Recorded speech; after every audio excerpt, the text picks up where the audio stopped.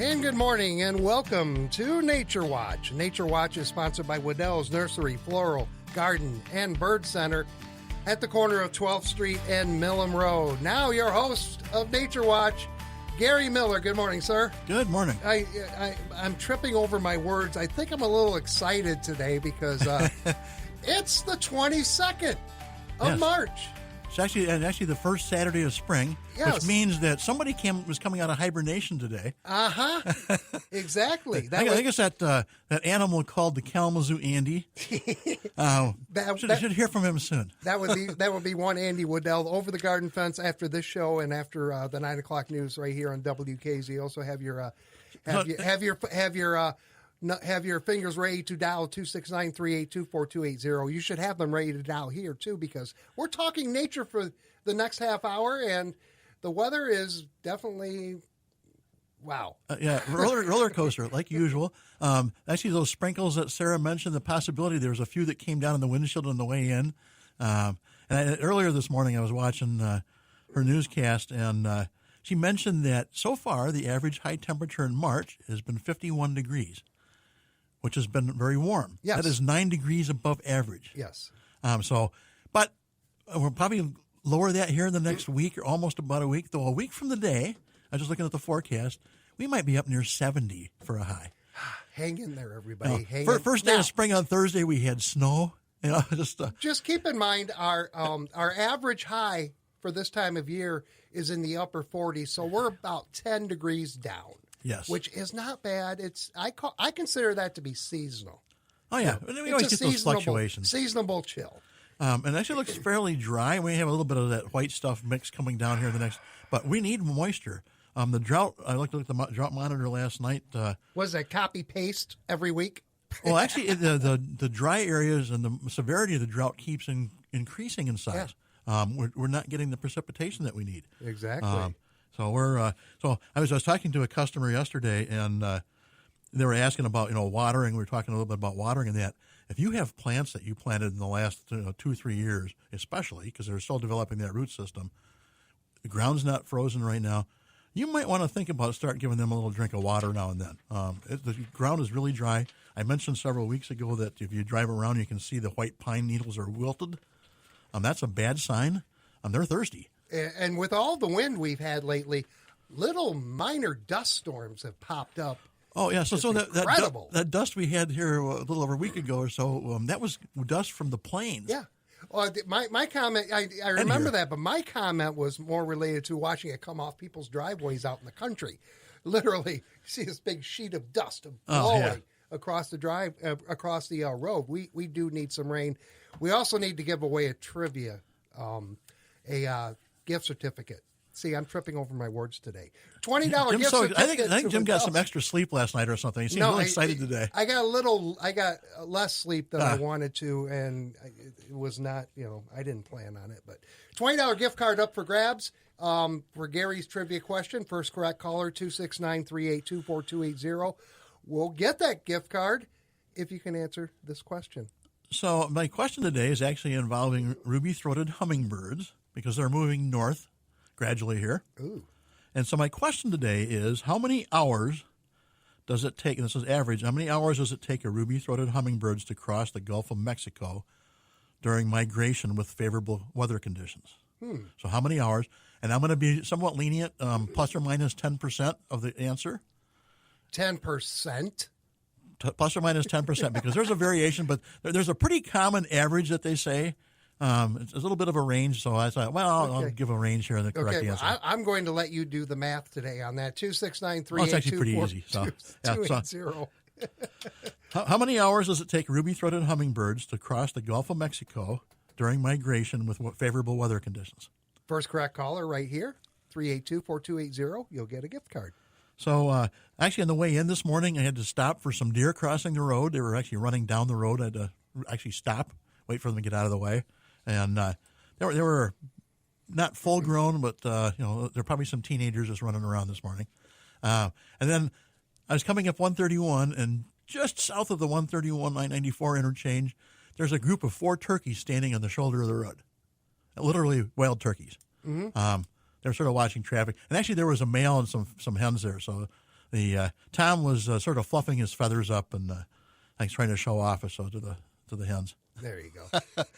Let's see if we can get a winner on trivia at 269-382-4280. Good morning, WKZO. Who's this?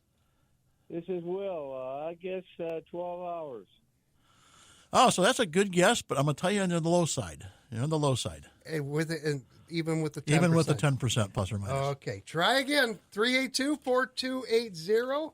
What's the question again for everyone? How many hours does it take ruby-throated hummingbirds to cross the Gulf of Mexico during migration with favorable weather conditions? First hint, 12 hours. Is low. There's your first hint. WKZO, who is this?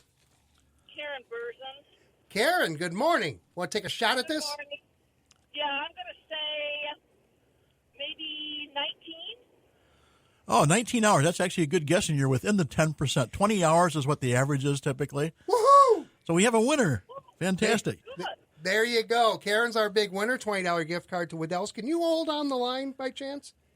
Yes, I can. I'm driving, but that's fine. I'm hands-free. Okay, I need to get some information from you, so if you can hold on, I will do that, and we will take this quick break and come back with more Nature Watch. Lots to talk about this morning here on WKZO. Waddell's Nursery Florist and Garden Center presents its 30th annual Spring Flower and Garden Show going on today until 4 o'clock. Check out the fully landscaped and decorated greenhouses in honor of Waddell's 79th year serving the Kalamazoo community. Wander through the store and see all the gorgeous sights, and be sure to sign up for the professionally led seminars. There are 10 classes to choose from. Attend one for $6, two for $10, or attend as many as you want throughout the day for just $15. There will be several amazing door prizes to sign up for, including a lawn program, a bird feeder, bird feed, plants, garden gloves, and garden decorations. You'll also find some of the best pricing of the season on many of your landscape needs, including grass seed, bird feed, garden seeds, organic fertilizers, mold repellent, and more. It's the Spring Flower and Garden Show today until 4 p.m. at Waddell's Nursery Florist and Garden Center, located on Texas Drive at the corner of Millam and 12th Street. Local news is like the most important stuff to me. You know what's going on in your local community. Kalamazoo's official online local news source is WKZO.com. There. 840. Karen, our big winner in Paw Paw of a gift card to Waddell's. Nature Watch continues. I'm Jim. He's Gary. Yeah, so actually ruby-throated hummingbirds cross the Gulf of Mexico in a single flight, 20-hour flight. They don't rest at all. So they get up some energy reserves so they can make that flight, and they can do it usually in 20 hours if the weather is favorable. They run into bad weather that sometimes takes a little longer, and sometimes they have to try to find some place to stop, which is not easy because there's nothing there to stop on. So they really try to they somehow sense how good the weather is and do that crossing of the Gulf of Mexico. They actually can fly up to about 30 miles per hour, and so it takes it's about a 500-mile flight. So it depends on how fast they're flying and that. They usually average about 25 miles an hour if that 500-mile flight and doing that in 20 hours. When they're flying, their hearts can beat up to 1,260 times per minute. Whoa. I don't know, maybe that heartbeat's helping move them along in their migration. I'm not sure. So looking at the migration map, down along the Gulf Coast and in Florida, just solid all sorts of sightings of ruby-throated hummingbirds. They've moved farther north. They're at the north state line of Mississippi and Alabama and Georgia, right at the southern Tennessee border. So they're moving north slowly.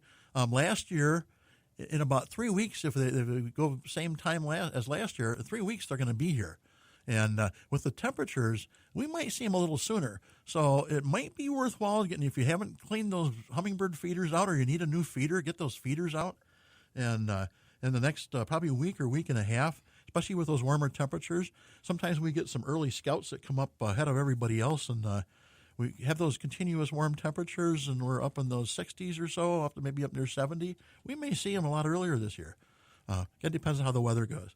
So sort of watch the weather forecast. You can actually if you just Google hummingbird migration, and actually there's a Hummingbird Central website, if I remember correctly, that actually has some maps, and they show the maps as far as sighting as on the migration patterns.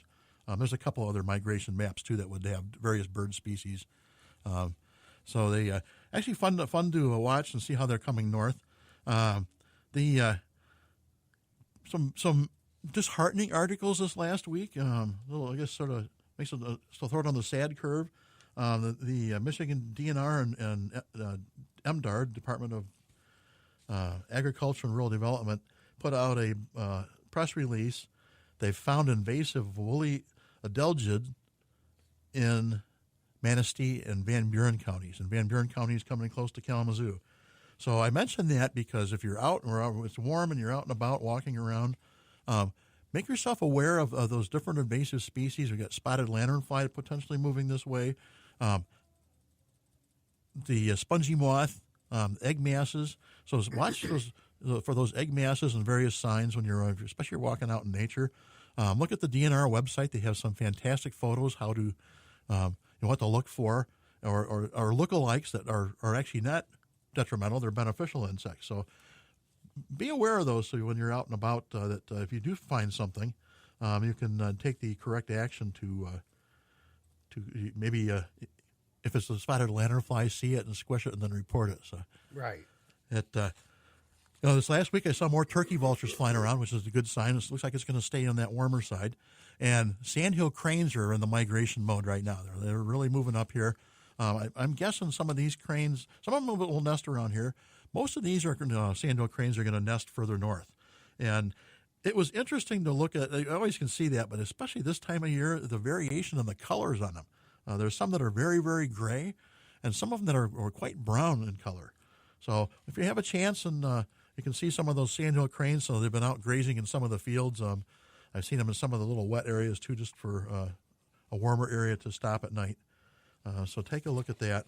The other sad article that I had seen this week was an article that was put out by Michigan State that they were sharing, and the article, the title is "Study Raises the Possibility of a Country Without Butterflies." There's an article that was published in the journal Science, and the journal actually was the article was actually documenting some butterfly data from more than 76,000 surveys across the continental U.S. The results of those surveys are from 2000 to 2020, the total butterfly abundance fell by 22% across the 554 species counted. That means for every 5 individual butterflies within the contiguous U.S. in the year 2000, there are only 4 in 2020. That's a bad sign. And that sort of falls in place. I've noticed, as well as other people have in the last several years, that in the summertime it seems like our butterfly and moth population is down considerably. And there's like a lot of factors involved with that. Some is habitat loss. I think our weather patterns, some of these warm winters, we've had some warmer winters to some extent. And those warmer winters, I think we get some of the critters that eat all those cocoons and some of those dormant insect larvae over the winter time tend to get eaten or so, and sometimes they need that cold weather to survive.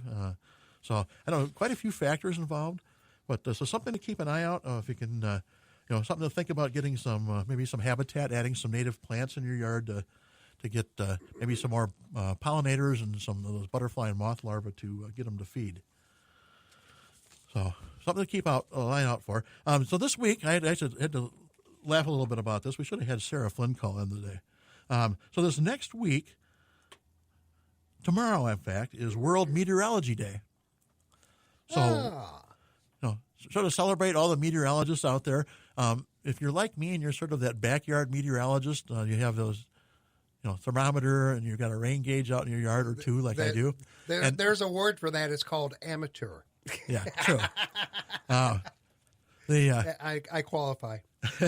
I'm sort of a weather geek because I have like 5 weather apps on my phone. So yeah, it's just so it's fun to watch. You must be a bundle of joy during a tornado warning. Well, actually, I am because I actually when we had the tornado last year, we were not too far from. I was at the store and not too far from the store where it hit Portage, and I was actually sharing with my coworkers how several times I've been close enough to lightning strikes that the hair raised up on the back of my neck. In fact, one time my arm was numb for about 3 hours. Wow. And they all stepped away from me for some reason. And I've actually seen several tornadoes over the years, too. So I don't know if this magnet for bad weather or what. But There you go. So no, it's actually fun. It's fun to watch the weather. So if if you want to become an amateur meteorologist and you want to add a rain gauge to your yard or a thermometer, now's a good time to pick those up. We've got some actually neat decorative ones at the store. And mentioning picking up things that for this next season, besides the hummingbird feeders, if you haven't put any bird houses out and you're thinking about doing that, now's the time to get those bird houses out. So those bluebird houses, bluebirds are already looking for their nesting locations, especially the ones that spent the winter here. Right. So, and we get the migration here in the next several weeks, and we will start seeing lots and lots of birds. Now, I heard a news report. In fact, it was here on our station. I can't remember if it's Mike Arney or somebody else that mentioned it, but up north, they're asking for you to put your bird feeders away for now because the bears are coming out of hibernation. Oh, I hadn't seen that, heard that report. So. Yeah. Well, I guess we can be somewhat lucky we don't have many bears in southwestern Michigan, though occasionally we've seen them, I think up in Berry County, they've had a couple sightings in past years. But yeah, typically they tend to stay further north. That's interesting. Mm-hmm. And I can understand that. The bears come out of hibernation, they're really hungry, and they get, hey, there's this big food source. I can eat everything at once in this one location. Exactly. So it's, something fun to do. Today is actually World Water Day, so be aware of how important fresh water is and keeping water clean. We'll take some here, please. Yes, actually, we could use some rain. Nice gentle soaking rain would be fantastic for a while. I know. Our annual spring garden show, our 30th, continues today. So we had a good crowd yesterday. And it's fantastic to see all those flowers in bloom and some green leaves and everything. It's a nice splash of spring. I was going to bring that up to see how that was going. Yeah, going fantastic. And right. I know in my yard I've got flowers blooming, like crocus and that blowing up. So it's nice to see some of that color. I've noticed, if you notice out driving around or even looking in your yard or out for a hike, the maple tree blooms are out right now. Yep. And they're going gangbusters. The weather has not been great for the maple syrup guys. We didn't have that big fluctuation. You need that freezing temperature at night and then warm up about 35 or 40 during the day to get that sap flowing. They didn't have a great flow this year, so they did get some good syrup, but they didn't have the extended season that they've had in some past years. The couple other events that are coming up. Audubon Society on Monday evening has their monthly meeting, and it's at the People's Church on 10th Street, North 10th Street in Kalamazoo. You can check out their website at the KalamazooAudubon.org for info on that. They're going to be talking about, actually got a couple speakers there, Rich and Brenda. I missed their last name here. They're going to actually be talking about the MOTUS project, MOTUS, and that's actually a project that Birds Canada actually started collaborating with other researchers and organizations. And what the MOTUS system is, it's MOTUS Wildlife Tracking System, is an international collaborative research network that uses coordinated automated radio telemetry to facilitate research and education on the ecology and conservation of migratory animals. And we actually have a couple stations here in the Kalamazoo area. There you go. And actually, Rich and Brenda actually run those. 269-382-4280. Elvira joins us on WKZO. Good morning. Good morning. Good morning. My question is, I have blue jays that are emptying my peanut containers that I put out for the squirrels.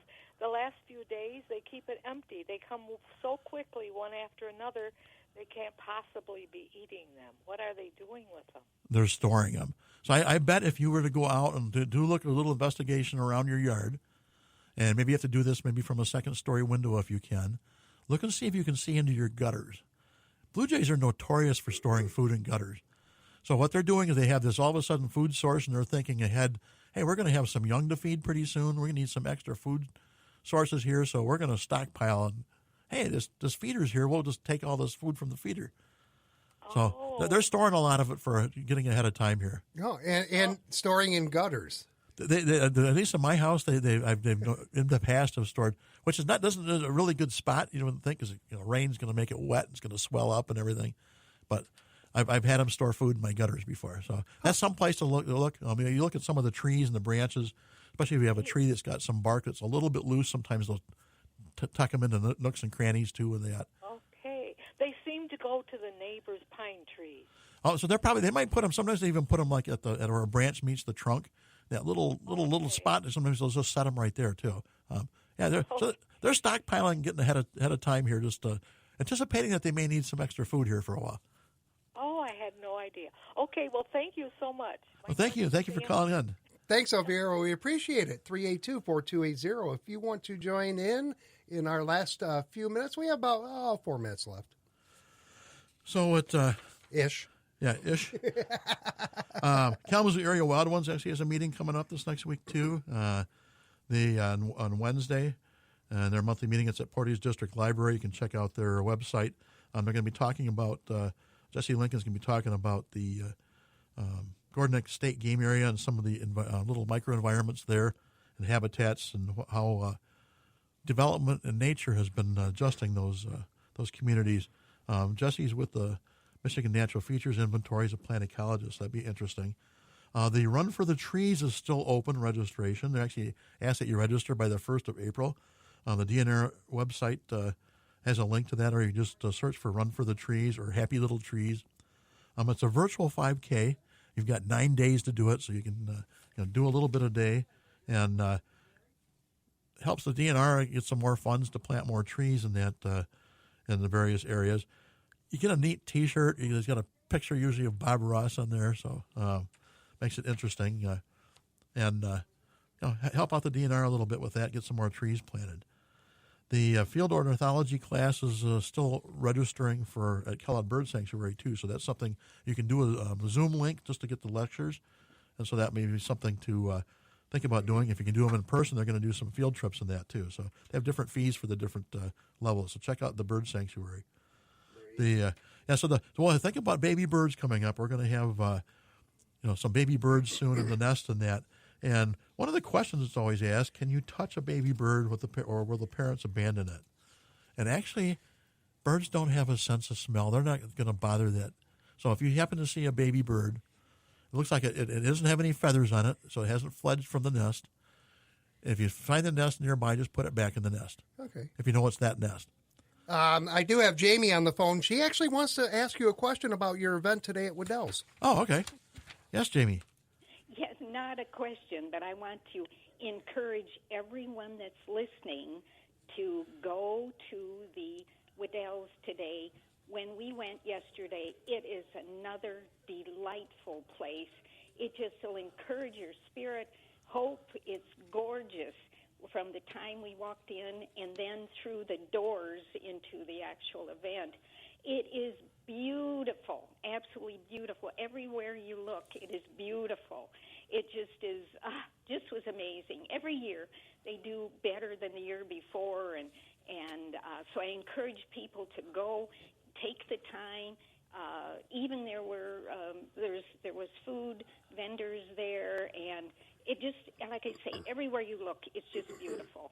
So I just wanted to, if anybody, just to give you a whole, lift you up, please go.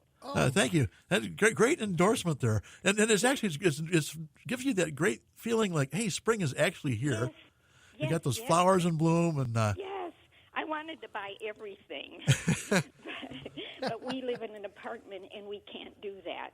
When not until we can actually plant things, then I usually come over and get the flowers, but it's too soon. So yeah, a little early yet. It's still cold. Some of those cool crops you can start planting. That actually brings up a point as far as cleaning landscape beds too. We're getting close to that. I think after next week. So another about 2 weeks or so, I think our temperatures will have been warm enough that you can start cleaning those beds. You don't have to worry about detrimentally affecting those beneficial insects that hibernated over the winter. So usually you want to be above 45 or 50 degrees for about a week before Yeah, for a hive. They've already done the cleaning. They did a day before yesterday. I still have the mulch around my hydrangea, so that because of this weather going up and down and up and down. Yeah, that's always a question because you try to have that insulation, and so it's just a matter of, well, do I take it off now or not? I might wait another week or so, but then I think we might be looking at the extended forecast. We might be okay to take it off. I haven't taken mine off yet either. So. No, I thought it was later. I thought we still had to wait later. It depends on how the temperatures go. So a couple of years ago, we got warm the first part of April, and it stayed warm, and things popped really early. So this, I have to watch the weather. Typically, we say about the middle of April to Mother's Day weekend. So it depends. If it gets warm earlier, you need to take it off earlier. Good, thank you. Oh, you're welcome. Thank you. Oh, thank you. Jamie, man, wow. Hire her. Yeah, really. Wow. My goodness, what a great endorsement from Jamie. Well, she's right. It's great to get that, having been somewhat bottled up for the winter time and not seeing a lot of big splash of color. And spring just came this last Thursday, just like, hey, spring is actually here. It gives you that great feeling, and the sun was shining yesterday too, which made it even better. And if you go to Waddell's big event, I bet you're going to see a bearded man walking I have a couple around. seminars today too, so you might see me if you're in my seminar, but I'll be out and about between seminars. So. Oh, there you go. All right, Gary, thank you. And thank you for listening. Whoops, that's my mic. And thank you for listening to this edition of Nature Watch. Tune in each Saturday at 8:30 for Nature Watch, brought to you by Waddell's Nursery, Floral, Garden, and Bird Center at the corner of 12th Street and Millam Road. CBS and local news is next, and then the 69th season of Over the Garden Fence with Andy Waddell debuts right here on 590 and 106.9 FM WKZO.